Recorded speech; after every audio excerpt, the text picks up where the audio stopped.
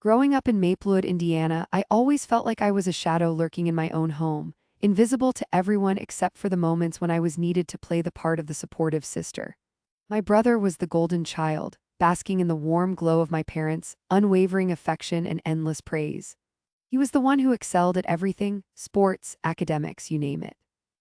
While he kicked soccer balls into nets and accepted trophies, I could be found merely sitting on the sidelines, clapping as if my spirit were aligned with his success, but in reality I was dying inside. My heart would twist painfully as I pedaled my rusty old bike with its creaking chain, desperately trying to keep pace with the life I imagined for myself but never seemed to reach. The day he received his brand new car, worth $15,000, was etched sharply into my memory.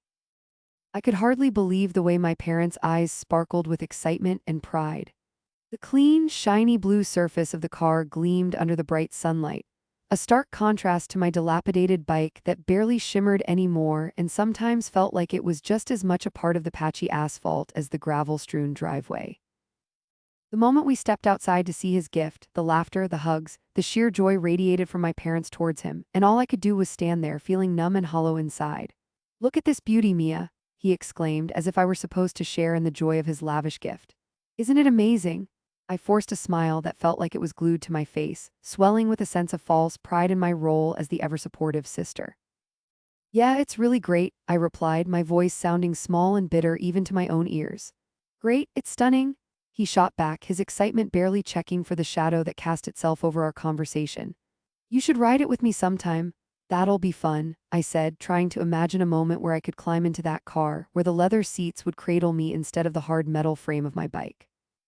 But could I ever truly grasp what it felt like to be him, bathed in the attention that seemed to flow like a river, while I stood on the bank merely watching? "I guess you're glad to see your brother win again, huh, Mia?" My dad hollered from the front porch, puffing out his chest as if he had achieved something by merely being the one to gift it to him. I nodded along, clutching tightly to my rusty bike as if it were a lifeline. "Of course, Dad," I forced out, the words tasting bitter on my tongue, so different from the sweet and sugary praise they showered upon my brother. It was this moment, witnessing how effortlessly they lavished accolades on him, that began to chip away at whatever fragile self-esteem I had. As the celebratory chaos unfolded, my brother hopped into his car for the first time, revving the engine with a booming excitement that echoed through the afternoon air. The scent of fresh rubber and gasoline mingled in the air, a sharp reminder of his new freedom, one that I would never taste, stuck as I was in the shadow of his brilliance. "Hey bro, want to race?" he called out, his voice laced with amusement as I stood there, still gripping my handlebars. "Yeah, okay," I muttered, my heart racing with a cocktail of dread and irritation. I knew I could never match his speed in that shiny new car, but the thought that he might drive off without a hint of concern for my existence churned my stomach.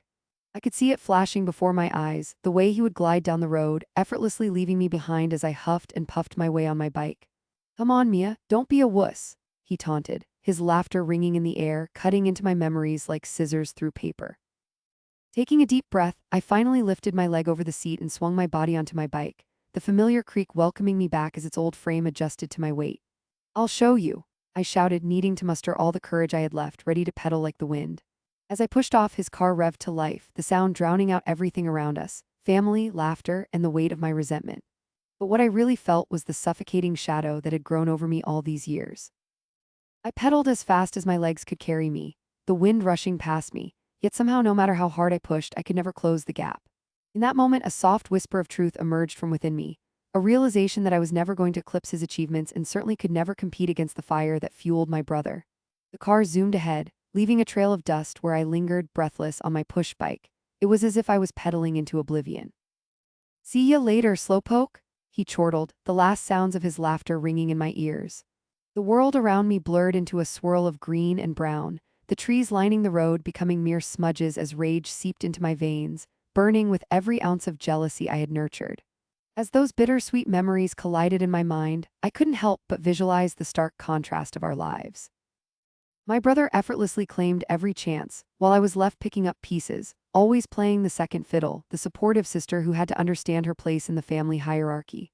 "Be proud of being the sister," they told me, yet I never quite understood the notion of pride that didn't involve personal gain. Every birthday, every holiday, and every milestone felt overshadowed by his success.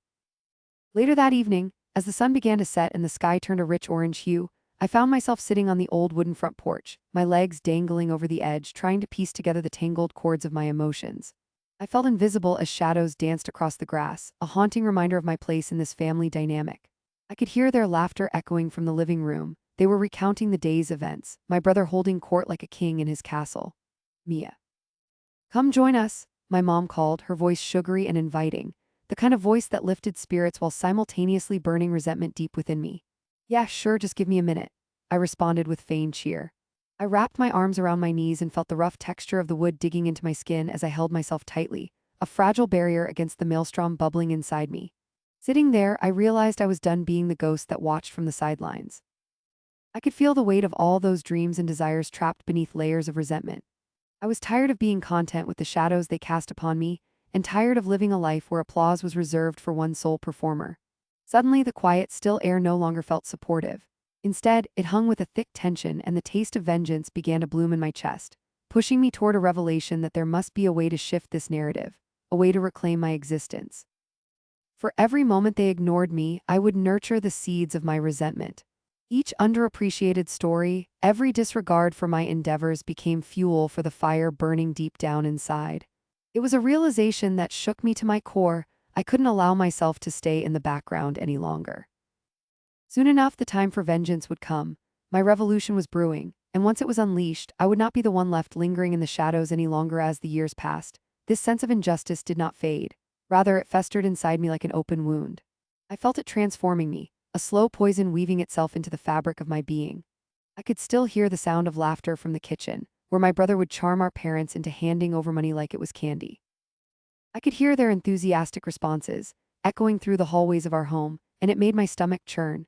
I watched helplessly as he spun plans for businesses that never quite made it off the ground, each failure conveniently followed by another request for more investment. Just give me a little more time, I promise this one will work, he would say, his voice smooth as honey, while I stood by with my head down, drowning in a sea of resentment. I gritted my teeth and wore a mask of sweet compliance. Of course, Mom, if you think this is what's best for him, then I support you, I would say, though each word felt like a betrayal to my own sense of justice. Inside, however, I was boiling. Every time I came home, I could feel the weight of the world pressing on my shoulders, and it was exhausting pretending that everything was all right. My fingers would press into the fabric of my jeans whenever I felt the anger rise, as if squeezing would somehow expel the rage bubbling just beneath my skin. Living paycheck to paycheck in my dead-end job was an exercise in patience. Each time I opened the fridge, I was reminded of how little it contained, just a few items stubbornly clinging to the shelves. The scent of fresh produce that filled my parents' kitchen contrasted starkly with my own small, empty apartment, and I could only dream of one day having enough that I wouldn't have to count each dime. Then one afternoon, at a family gathering which I had almost decided not to attend, everything changed. We sat around the table, filled with laughter and warmth, and the topic shifted to a pending inheritance of $100,000. It would only be released upon our grandfather's passing, and suddenly my heart raced. I felt a mixture of dread and wild ambition blossom in my chest. That money could change everything for me. An image of my brother flashed across my mind, his self-assured smirk and twinkling eyes filled with greed. I'll be the one to handle it, he would say, confident as ever, as if this vast amount was already his. My determination tightened like a noose around my heart as I fixated on the idea that with this inheritance, I would finally have enough power to confront him. I imagined standing shoulder to shoulder with our parents, presenting my evidence, revealing the truth about how he had manipulated them and taken advantage of their love.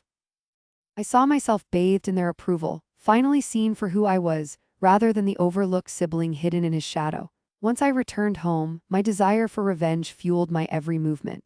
I started with the old papers tucked away in a dusty corner of the attic. I rummaged through years of forgotten memories, the scent of aged paper swirling through the air, catching me off guard. Each financial statement I uncovered felt like handcuffs slapping around my wrists, binding my brother in a way that he could not escape. My heart pounded with excitement at the thought that at last I might find proof. Finding the first letter felt like a thrilling rush, a tiny victory. I read the line again and again, "Thank you for the investment. I'm confident this new venture will pay off." The signature at the end, along with my brother's flourish, could not be mistaken. "Got you," I whispered to myself, a grin spreading across my lips as I tucked the letter into a folder beaconing hope. The further I dove into this wild rabbit hole, the more I realized how deep my brother's deception ran.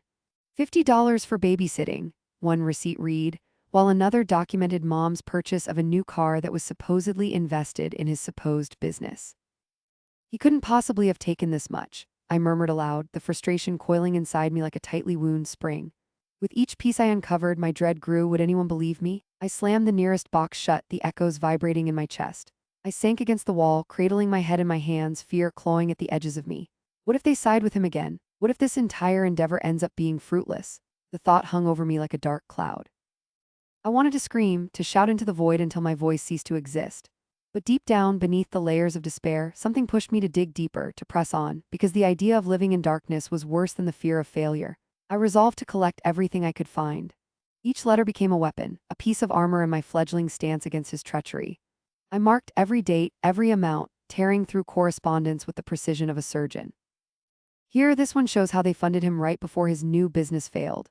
There's no doubt, I thought, exhilarated as the pieces started to form a picture. I transformed scattered fragments of my childhood into meticulously organized evidence, aligning each page in a way that told our family's story and my brother's betrayal. One night, while I sat surrounded by crumpled papers and coffee-stained receipts, I heard the front door swing open. My heartbeat quickened. "Hey, Mia, are you in there?" My brother's voice was bright and annoyingly cheerful. I hastily shoved everything into a box and closed it, forcing a smile on my face as I emerged from the room. "Yeah, just sorting through some old stuff." "Good, good, you always were the organized one." He flashed me that charming smile, the one that always made Mom melt, but it felt like poison to me now. "Hey, listen," he said, leaning back against the doorframe, his presence commanding as always. "Do you think Mom and Dad would help me out again? Just a little boost to get my next venture going." I wanted to laugh, to hurl his manipulation back in his face, but I kept it inside. "I mean, are you sure about this venture?" I asked, my voice steady, a mask of compliance shielding my fury. "I thought the last one didn't work out as planned." His smile faltered briefly, but it quickly returned. "Yeah, but this one is different. Trust me, I learned from my mistakes."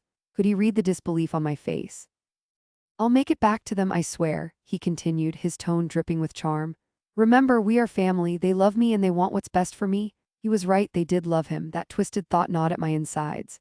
"Yeah, you're right, family," I echoed, trying to drown the bitterness in my voice. I could feel the boiling rage in me fighting for release, but I swallowed it down with a tight smile. "I hope it works out for you."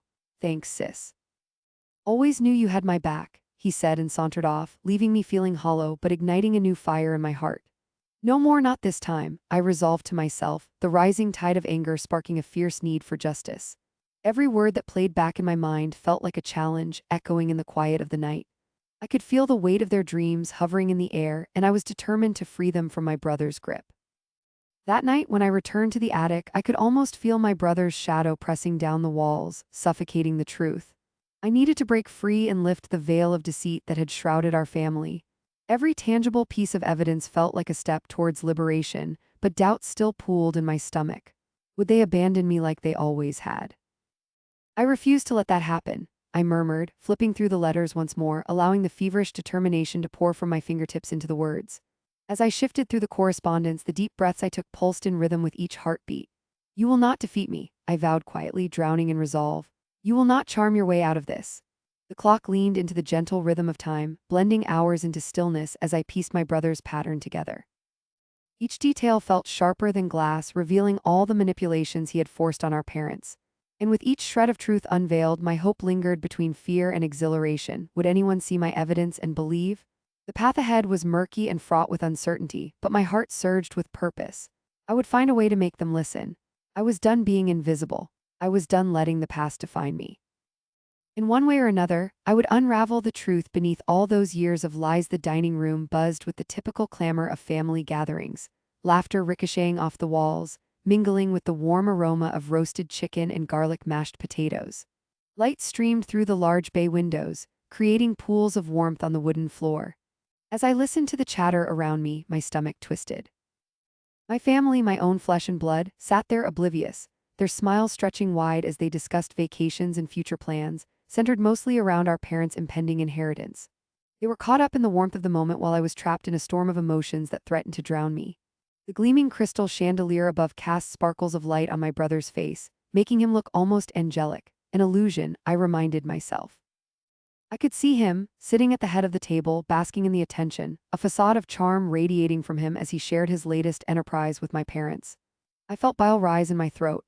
He had spent so long spinning his web of lies, weaving together a story tailored to his advantage, yet underneath it lay a deadly secret. The storm inside me had swelled beyond holding. It was time for the truth to pierce through the thick fog of deception. My heart showcased its own rhythm, pounding heavily against my rib cage like a drum signaling a battle call. I picked up the folder I had clutched tightly in my lap, the crinkling of paper loud enough in the silence of my mind. My hands felt clammy, but I couldn't allow fear to shake my resolve. I glanced at the family seated around the table, my parents with their trusting eyes and loving hearts, my aunt who offered a warm smile, and my brother, the king of the castle, utterly unaware of the doom that perched on the edge of my tongue. They don't know, a voice whispered inside me. They have no idea what kind of wolf is lurking in sheep's clothing. I took a breath, feeling the air fill my lungs like a surge of courage. It was now or never. Excuse me, everyone. My voice trembled as I stood up, but I pressed on. Can I have your attention, please?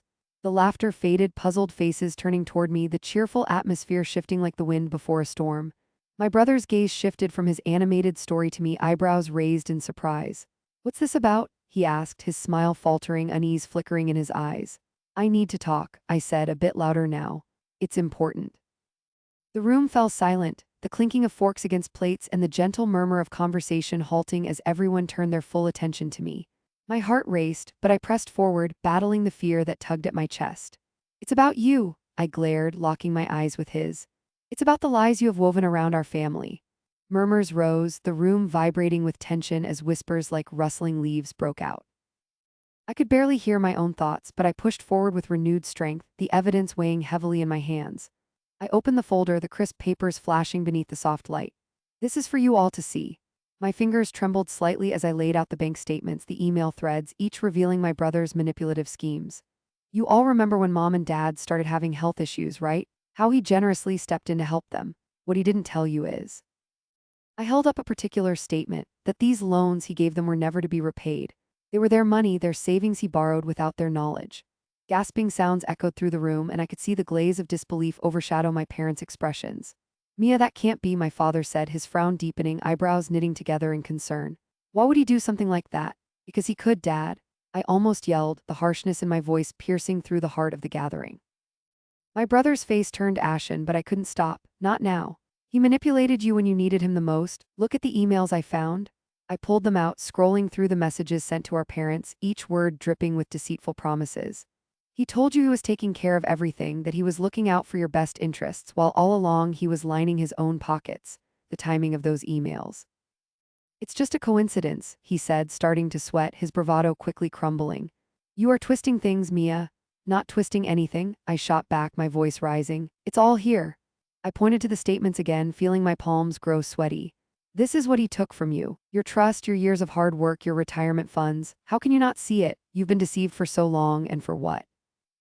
For him to add more zeros to his bank account while you suffered. My mother's hands flew to her mouth, her eyes darting from the papers to my brother to me, staring in a mix of horror and realization. Is this true? She whispered. Is this really happening? I didn't mean it to go this far, I was trying to help. He pleaded, desperation lining his voice now, trying to sway them with a sad, familiar tune that he played so many times before. Mia, you are making this look terrible. I did what I had to do for the family. I made sure they had someone to rely on. Rely on? I spat, pacing, needing to channel my frustration, my hurt into the revelation. You took from them, you took advantage of their trust. This is what you did. Gaze around this table, brother, look at their faces. Do you think they should trust you after everything? After the years of you layering lie upon lie? The room was heavy with disbelief and pain, the air thickening dramatically, the clatter of forks hitting plates completely forgot now. I locked eyes with my parents, who exchanged glances filled with regret and confusion. You sold their own bedtime stories to the highest bidder, I declared, feeling my heart swell at the power of the words pouring out, each one striding forth like a soldier in a charge. You left them in the dark, and you aren't even sorry. Enough. He shouted, and there was a hint of anger wrapped in panic, but I was done being silenced. No, it's time for you to hear this, I fired back. You have lived off their kindness and exploited their vulnerabilities. This is about more than money, it's about family, and you have broken that bond. In that moment, I could feel the contempt and disbelief simmering in the air. My father shook his head. Son, if this is true, it hung in the air, a precarious question that dripped with sorrow. It is true, I swallowed hard, feeling the gravity of the moment settling down upon me like a cloak. I had uncovered a stain I had long feared would drown me and my family, but I could not back down now. My brother's facade crumbled, his golden boy image twisting, distorting before my eyes. The cracks widened and I found a sense of victory harshly trembling at the edge of my chest. How could you? My mother's voice cracked, a sob threatening to break through her thin veneer of control. The disappointment shone in her eyes and I felt a rush of pain alongside my victory. I had never wanted to hurt my parents, but the truth was meant to be liberating, not suffocating. I was just trying to make sure they would be okay. He whined, flailing his arms in defense, but his protest felt more pathetic now than a shield. I thought you would understand. I thought you would help me. No, I yelled, the truth coursing like fire through my veins. Your greed has tarnished everything. You should never have taken advantage of their trust. This isn't just about you anymore. The table sat silent, the clamor replaced with a surreal stillness, my family's gazes flickering between the evidence I had laid bare and my brother's face, which was now drained of color. The room felt like a tight container, and tensions hung thicker than the steam that wafted from the leftover food cooling on the table. Look around you, brother, I said, my voice steadier now as I locked eyes with him once more, unwilling to waver as his shock morphed into rage. Look at the people you betrayed. You do not deserve their trust and you do not deserve this family. A heavy silence hung, filled only by the quiet sounds of nervous breaths, the occasional sniffle from my mother, and the echo of the storm I had unleashed upon my brother. As every heart in that room thudded in unison, I could feel every pain I had buried beneath years of resentment finally lifting like a thick veil. I had prepared long and hard for this fight, and no matter the consequence, the truth had unleashed its wild charge. As I stood resolute, I felt the wind of change whip around me, a fierce gale that might finally lead my family to healing. My parents looked at me, their faces a mix of betrayal, pain, and the struggle of understanding, and I braced myself for the fallout. This was the moment of reckoning, the storm that I had envisioned, and I was ready for the tide to turn. My heart, still heavy, felt a shattering thrill of liberation course through it, for I had chosen to speak, to be heard, and to challenge the lies that had bound us. In the warmth of that sunlit dining room, the shadow of my brother's greed might finally be pierced by the light of truth. The tension in the room was palpable, as though the air itself became thicker with every word that leapt from my lips. I could feel my heart pounding in my chest, a relentless drumbeat of adrenaline. My voice was steady, the tremor of fear quelling beneath the surge of fortitude that had fueled my revelation. You think I am jealous? You think I am trying to sabotage you? I spat out each syllable like a dagger, the sharpness of my accusations cutting through his feeble defenses. I felt the power surge through me like lightning. This was my moment. My brother, whose laughter had once echoed in the halls of our home, now stood with his face twisted in a mask of disbelief as the truth unfolded before him like the pages of a well-worn book. I have proof. My words rang out, startling the silence that momentarily drowned him in confusion. For years, I stayed in the shadow of his achievements, held back by the weight of my family's unbalanced love. But now, standing beneath the watchful gaze of our parents and the flickering light of the chandelier above, I felt alive. I dug into my pocket, my fingers trembling as they wrapped around the crisp edges of the printed documents, the very evidence that would shatter the delusions he clung to. This is your record. You forged my signature to gain access to the family trust. You used me and now everyone knows. My declarations hung in the air like a low fog, obscuring my brother's fury that flickered across his face. That's ridiculous, he roared, his voice straining under the weight of his denial. You are just looking for a way to ruin me. You think anyone will believe you over me? He shoved his thick, dark hair from his forehead, exposing his brow, which was beginning to bead with sweat as the reality of his unraveling began to settle in. I don't have to justify myself to you anymore, I replied, infused with a focus I had never felt before. I pulled my phone from my other pocket and held it aloft, the screen glowing with undeniable proof, the emails, the transactions, everything laid bare. Look at this. You thought I wouldn't find out. You thought I would always be the little girl you could push around. The moment felt electric, like standing on the edge of a precipice with a storm brewing in the clouds. The gasps around the room grew louder, shifting the air with their intensity. I could see my mother's hand fly to her mouth, her eyes widening as she took in the stunning betrayal that had unfolded. Oh my goodness, she whispered, her voice choked as if she were trying to swallow the truth when her own son had just risen from the depths of deception. I felt a rush, a surge of emotional elevation mixed with untainted satisfaction. You could have had it all, but you chose to deceive, I said, my voice rising above the shocked murmurs. You are nothing but a fraud. This family trusted you. Shut up, just shut up, he screamed, his anger bubbling over like a boiling pot. You're just mad because father has always liked me best. You want to steal what is rightfully mine. He took a step closer, fists balled at his sides, but even his bravado couldn't mask the panic creeping into his voice. My father's expression shifted, the fury in his features morphing into something more complicated. Was it shame? Pain? He stood up slowly from his chair, the sound of the wood creaking beneath him resonating through the hushed crowd gathered in our living room. I can't believe it. I can't believe what you've done, he said, his voice trembling just above a whisper. What? My brother laughed nervously as if the sound could hide the truth. This is all a misunderstanding. I'm your favorite. He turned to my father, desperation etched across his face as he sought a lifeline. Who you were to me does not excuse this betrayal. My father's voice sliced through my brother's panic, each word reverberating off the walls like the tolling of a bell. I raised you to be honest, to be trustworthy. How could you do this? How could you misuse my trust like this? The silence after those words hung heavy, a thick fog that dulled the vibrant hues of our family's love. In that moment, my brother became the architect of his own demise, the weight of his actions settling onto his shoulders like stones. You're making a mistake, he shouted, the desperation morphing into rage. You're throwing me out without even considering that I could be telling the truth. You all are blinded by her lies. It is not my lies that have led us here, I interjected, the fire in my belly igniting with renewed strength. You, and I gestured emphatically toward him. You turned your back on your family, on me. We didn't even know this was happening. The realization flickered in my brother's eyes, a shadow that hinted at regret, a fleeting expression that faded too quickly. You'll regret this, he warned, his voice a menacing whisper. You think you can take my life away? You think I'll just let this slide? You'll get what's coming to you. I've lived in your shadow for too long to be afraid of you.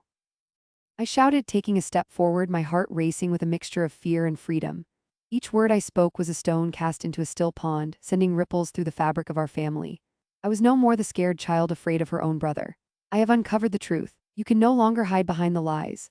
My mother's voice broke through, tender yet authoritative. Stop it, both of you. This is not how we are meant to handle family matters. But even she could not mask the tremor of disappointment in her tone, her gaze flicking between her two children, the weight of the moment clear to us all. This is not just a disagreement among siblings, not anymore, I said, defiance propelling me. This is about integrity, morality, and trusting each other, something you trampled on without a second thought. And now you face the consequences.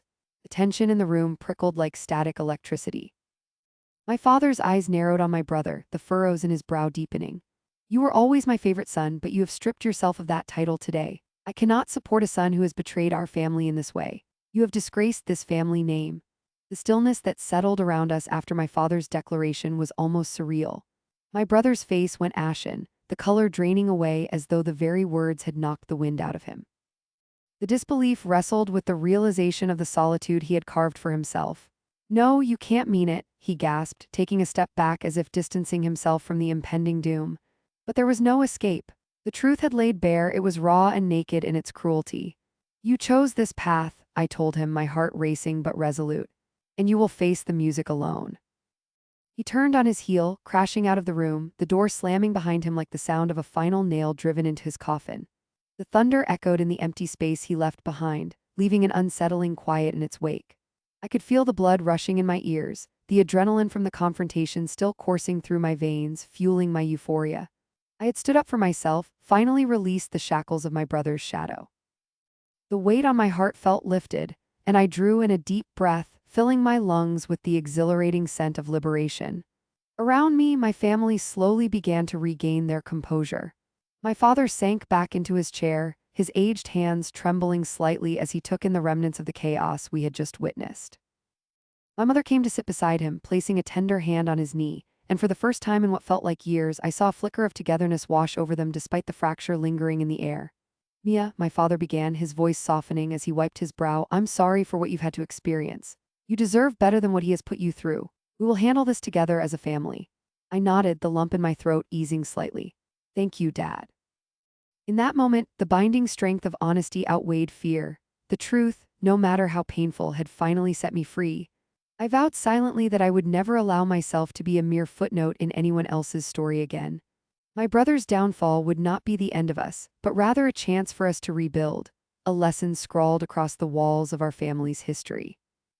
Justice had been served, and the taste of satisfaction was sweeter than I had ever imagined. I stood in the center of our living room, the scent of old wood mingling with the faint traces of lavender from my mother's stale perfume.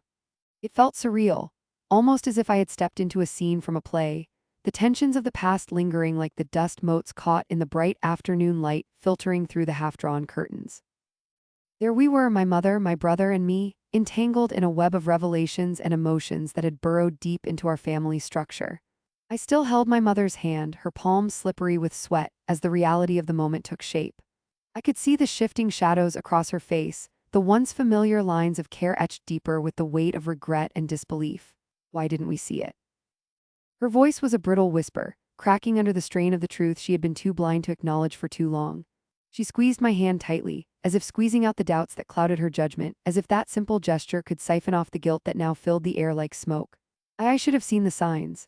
I could feel a small half-smile tugging at the corners of my mouth, a flicker of warmth I hadn't allowed myself to express in ages. Mom, it's not entirely your fault. It's hard to see what we don't want to believe. My voice was soft, almost melodic against the backdrop of the emotional chaos swirling around us, but there was strength in those words, a strength that seemed to radiate through my fingers and pulse into hers. Across the room, I caught sight of my brother leaning against the wall, arms crossed tightly over his chest. His expression was a mixture of shock and denial plastered across his face. The news had hit him hard, like a heavy object dropped from a great height, and I could almost feel the weight of it pressing down on him. Despite the gnawing anger that had fueled my desire for retribution, seeing his face made a tinge of pity bubble up in my throat. He looked lost and small, vulnerable. I always thought I was doing what was best for the family, he muttered, his voice low and shaky. There was a hint of desperation in his tone that made my heart constrict momentarily. I didn't mean to hurt anyone. You hurt us every day, I said gently, and the words slipped out more easily than I anticipated. You lived in a bubble of your own making, and we all had to deal with it. How could you think that was okay? I paused, the weight of my emotions crashing down like a wave. You controlled everything, my dreams, my choices, and no one was there to defend me, no one stood up for me. My mother flinched at my words, and I could feel guilt flooding her system, casting shadows over her features. Mia, I am so sorry, she said, with tears brimming in her eyes, her voice raw and unsteady. I wish I had been stronger, wish I had fought harder for you. We let him take the reins. Mom, it's not just you, I reminded her, searching for her gaze. We all stood by while he wrote the narrative. We allowed it to happen. But that's why I did what I did. I needed you both to understand. This wasn't about revenge for me. It was about reclaiming my own voice, my rightful place in this family. I stepped closer to my mother, our eyes locking. For years, I felt invisible, like a ghost haunting my own life. Now standing here, it feels like finally stepping out of the shadows. There was a depth of warmth in my chest, a glow that replaced the perpetually cold embers that had burned for so long. I see you, Mia, my mother replied, her sincerity weaving through her regret. I see you now, and I promise I will listen. I will try to make it up to you. My brother shifted uncomfortably, his defenses slowly crumbling around him. You don't have to grovel, he said, his voice softening slightly. I guess I just never realized how much I pushed you away until now. Maybe you should have thought of that before you pushed your way into everything, I shot back, but it lacked the venom I expected. Instead, it felt more like a firm reminder, a final declaration of truth. I could see his face flush with shame, and for a moment I relished it. It was an echo of what he had made me feel for years, a reflection of the insecurity that had nestled within my heart like a parasite. Look, I continued, you've been banned from receiving any part of the inheritance. You can't keep using family wealth to belittle or control others. We all have to start fresh. My brother's eyes widened, and the realization of those consequences washed over him like an icy wave. You can't mean that. You can't just take everything away from me. We're family. A bitter laugh escaped my lips as I fixed my eyes on him, feeling the embers of respect grow hotter within me. Are we truly family, or are you just a puppet master with everyone dancing to your tune? The truth is, I've spent my life in your shadow, and I will no longer be a character in your stories. I could feel my body vibrate with a mixture of adrenaline and triumph. I no longer scheduled my life around his whims, no longer allowed his merciless control to taint my aspirations. The air in the room was electric, crackling with years of pain that had finally found its voice. And Mom, I added, fixing my gaze back on her, I want us to heal from this, together. But I can't bear the thought of him having any power over me any longer. As the realization settled in, a palpable silence enveloped the room, thick and full of unresolved emotions. My mother's eyes darted between us, concern etched into her features, as if she were tasked with keeping the peace in an explosive situation. We will heal, she murmured gently, the timbre of her voice trembling. My brother pushed off the wall, uncertainty flickering across his face. But I didn't even know I was wrong, he said, frustration and fear mixing together. It was always a competition. I thought I was helping. Helping, I said, a hint of disbelief creeping into my voice. Helping by belittling me, helping by treating everything I wanted as a nuisance. You have to own your wrongs, you have to start accepting the impact of your actions, not just on me, but on this family. I never meant for things to get this far, he said, looking down at the hardwood floor, the vulnerability stripping away layers of arrogance. There's a long road ahead of us, I replied, feeling the weight of my words. But the first step is admitting you were wrong. I couldn't carry the burden of your negligence any longer. You can't just pretend everything was fine for your sake and hope it will go away. The gravity of the situation seemed to sink into him, and reluctantly I saw the stony armor he'd built around himself begin to crack. "I'm sorry," he said, his voice steadier now yet lined with hesitation. He met my gaze, a flicker of something resembling comprehension gleamed in his eyes. "I really am." As his admission hung in the air, my heart thudded in my chest, mixing relief with the satisfaction of having finally voiced my inner turmoil. Coupled with my mother's reassurances, warmth flowed back into my veins, a warmth that had long been absent, slowly replacing the frustrations that had kept me trapped in a cycle of resentment. "I need to know we're on the same page," I said quietly, my eyes probing his. "I don't want any more of these lies or control. We can mend this if you just let go of the past." "I promise I will," he said earnestly, looking directly into my eyes for the first time in years. "I will try to understand." For the first time, I felt truly seen, appreciated for the person I was becoming rather than the shadow I used to be. I could feel the satisfaction settle deep in my bones, not from revenge, but from the appreciation of being acknowledged at long last.